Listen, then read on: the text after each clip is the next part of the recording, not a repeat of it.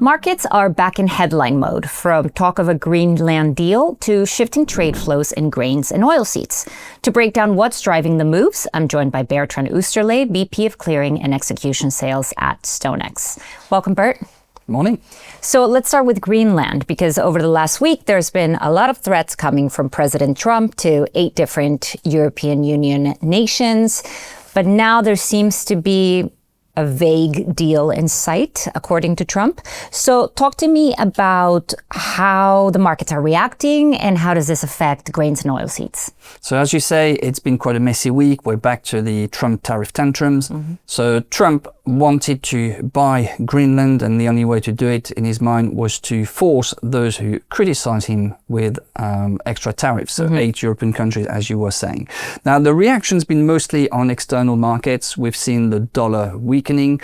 We've seen some selling in US Treasury, and we've seen the US equities performing not as well as their global peers.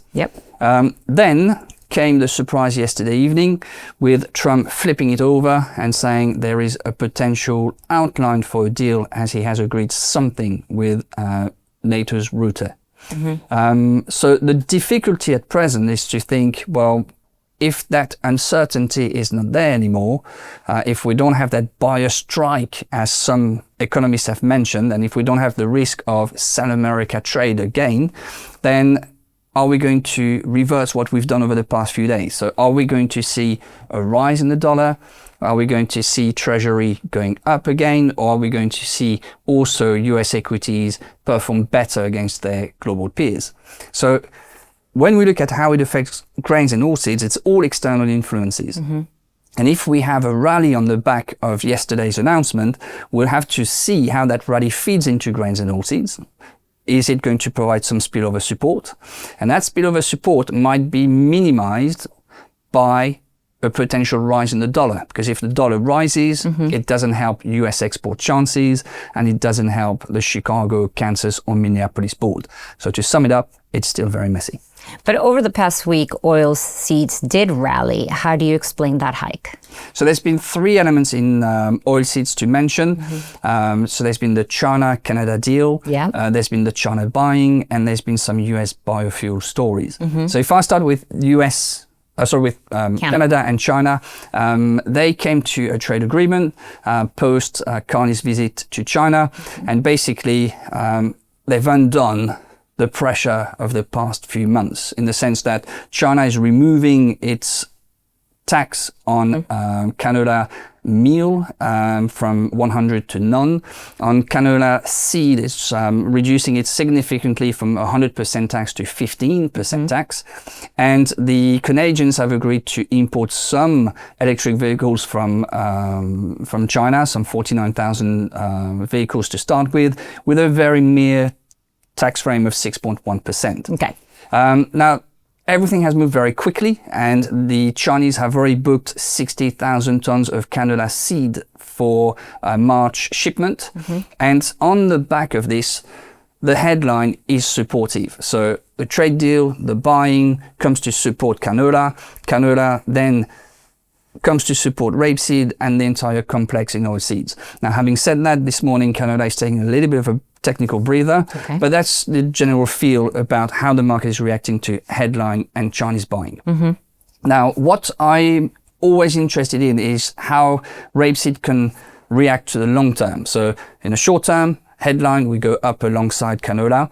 But in the longer term, I expect rapeseed to react to get some weakness once the market does realize that China will be less aggressively buying European or Ukrainian rapeseed, and therefore it would provide less competition to EU consumers. So then the third part of or the second element, I should say, of the hike in oilseeds has been the China buying. So we had confirmation this week that China has indeed bought 12 million tons of US soybean. They did it. So it's done and it meets BCEN's initial requirements. Now we've had another meeting yesterday from BCEN and China's premier. So the big question now is, will China also buy 25 million tons for the rest of 2026? So we've spoken about it last week already. When we look at the Chinese deeply negative crush margins, it doesn't commercially make sense.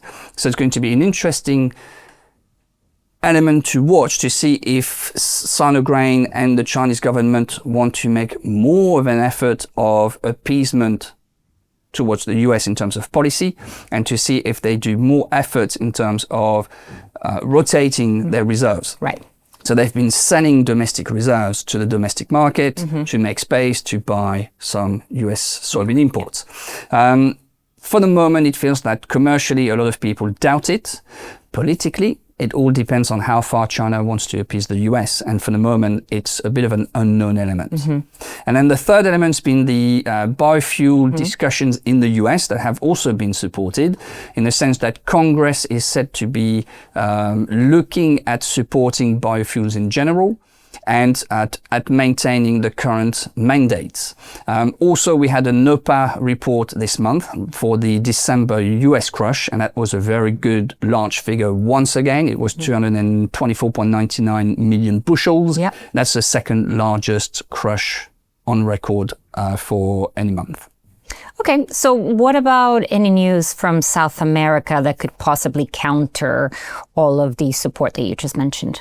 So yes, there's been some news out of South America, especially from Brazil. We've seen a continuation of the higher and higher and higher estimates for the Brazilian crop.